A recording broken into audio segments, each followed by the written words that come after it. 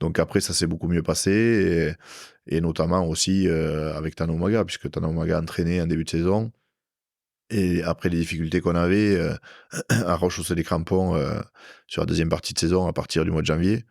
Et en fait, en décembre, j'avais été le voir et j'avais dit, bon, écoute, que ça soit moi ou un autre 10, mais il faut que tu fixes quelqu'un à ce poste-là parce qu'on a besoin de confiance, on a besoin d'enchaîner les matchs pour pouvoir être performant. Et je lui dis, c'est pas à toi que je vais l'apprendre. Voilà, j'avais été à l'époque avec Tom Whitford, le traducteur. Et voilà, donc quand j'avais eu ce rendez-vous, je me suis dit, bon, on verra comment ça se passe. Et puis c'est vrai que le week-end d'après, j'étais pas dans le groupe. Donc on va jouer à Montpellier, on perd. On part un petit peu en vacances. À la trêve de Noël, il y avait 5-6 jours de vacances.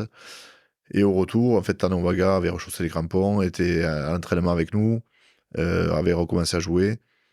Et en fait, il m'a fixé au poste de 10. Et en fait, j'ai enchaîné là tous les matchs jusqu'à la fin de la saison. Et c'est vrai qu'à cette époque-là, je jouais avec Tano Maga au centre, avec Sonny Bill Williams au centre, avec Mafi Kefu. Je jouais qu'avec des mecs énormes.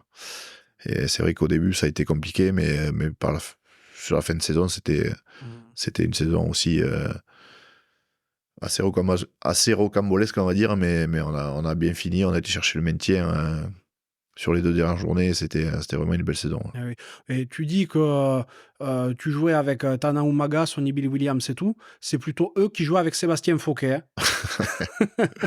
Ouais, non, c'est vrai que à l'époque, je crois qu'il y avait Marc Andreu qui jouait à l'aile aussi, et on était les deux seuls Français, quoi.